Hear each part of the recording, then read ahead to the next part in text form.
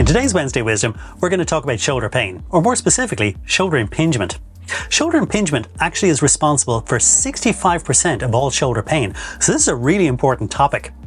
We're going to be launching a module. It's starting on the 10th of April, so you can purchase anytime from now on. We'll have links in the description or in the comments, depending on where you're watching this video. And you can sign up and join us where we're going to do like a live watch party on the 10th of April, which will be followed by a live Q&A, so you'll get to ask us questions. If you do purchase this module, you have lifetime access, so you can go back and watch this 24/7.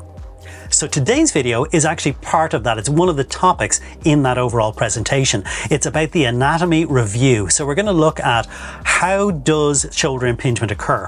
What muscles are the root cause rather than talking about just the symptomatic tissues? We're going to look at how this functions from a mechanical perspective and then how we're going to go about addressing it.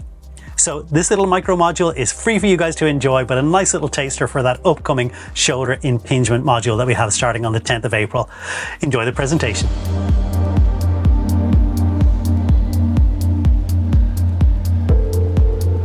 The long head and the short head of bicep actually attach in different locations.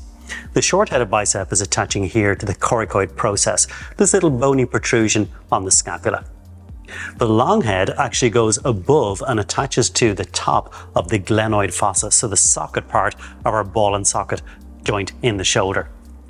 And from overuse, misuse or abuse, typically having the bicep shortened for prolonged periods of time, such as working at a desk or being on a device, when we have the elbow shortened for a prolonged period of time, the bicep loses extensibility. So then it begins to act as a sling. So when we try to lower or straighten the elbow, lowering the forearm, this causes the humeral head to be driven up. So it's riding high in the socket, but if it drives up sufficiently, it starts to compress or pinch tissue between the acromion, our shoulder cap, and the head of the humerus, thus the term subacromial impingement. Those tissues are being pinched, they're being impinged upon. So we can see the shape of the glenoid fossa, that it's narrower here at the top and it's wider down at the bottom. As the humeral head gets driven up, it gets compromised in this narrower space and is more likely to catch and tear the labrum. So we want to drive the humeral head back down in an inferior direction.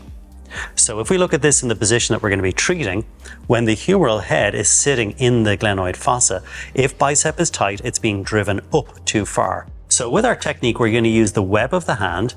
We're going to place this on the humerus, and our goal is to push down on the arm bone on that humerus to get the humeral head to shift in an inferior direction, making space in that subacromial area for the tendon of supraspinatus and the local bursa.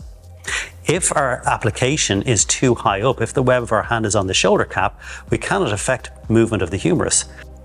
So our goal is to try and get the humeral head decompressed because it oftentimes becomes adhered in this position. We want to help drive that back down.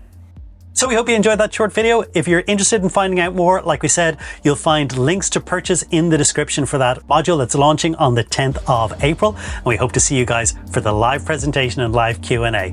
Thanks for watching.